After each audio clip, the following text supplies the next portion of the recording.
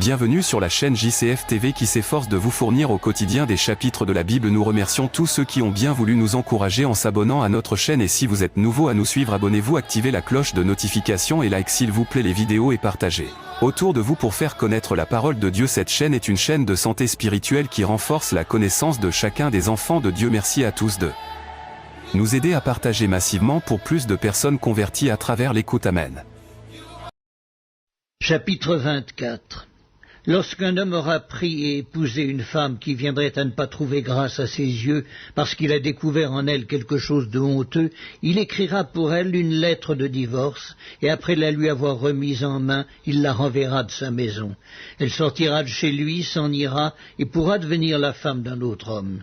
Si ce dernier homme la prend en aversion, écrit pour elle une lettre de divorce, et après la lui avoir remise en main, la renvoie de sa maison, ou bien si ce dernier homme qui l'a prise pour femme vient à mourir, alors le premier mari qui l'avait renvoyée ne pourra pas la reprendre pour femme après qu'elle a été souillée, car c'est une abomination devant l'Éternel, et tu ne chargeras point de péché le pays que l'Éternel ton Dieu te donne pour héritage.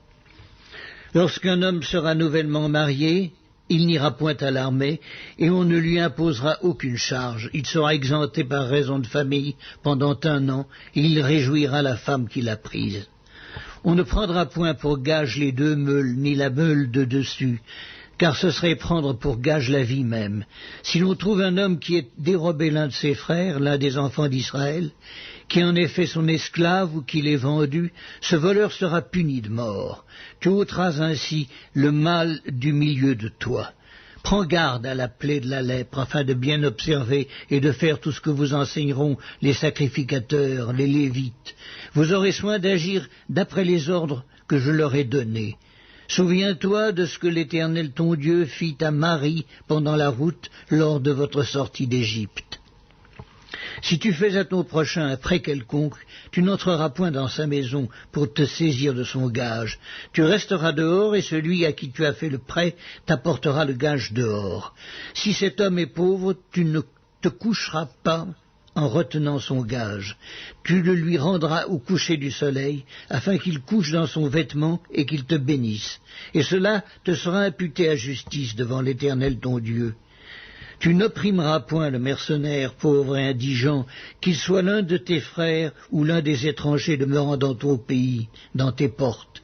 Tu lui donneras le salaire de sa journée avant le coucher du soleil, car il est pauvre, et il lui tarde de le recevoir. Sans cela, il crierait à l'Éternel contre toi, et tu te chargerais d'un péché. On ne fera point mourir les pères pour les enfants, et l'on ne fera point mourir les enfants pour les pères. On fera mourir chacun pour son péché. Tu ne porteras point atteinte aux droits de l'étranger et de l'orphelin, et tu ne prendras point en gage le vêtement de la veuve. Tu te souviendras que tu as été esclave en Égypte, et que l'Éternel ton Dieu t'a racheté. C'est pourquoi je te donne ces commandements à mettre en pratique. Quand tu moissonneras ton champ, et que tu auras oublié une gerbe dans le champ, tu ne retourneras point la prendre. Elle sera pour l'étranger, pour l'orphelin et pour la veuve, afin que l'Éternel ton Dieu te bénisse dans tout le travail de tes mains. Quand tu secoueras tes oliviers, tu ne cueilleras point ensuite les fruits restés aux branches. Ils seront pour l'étranger, pour l'orphelin et pour la veuve.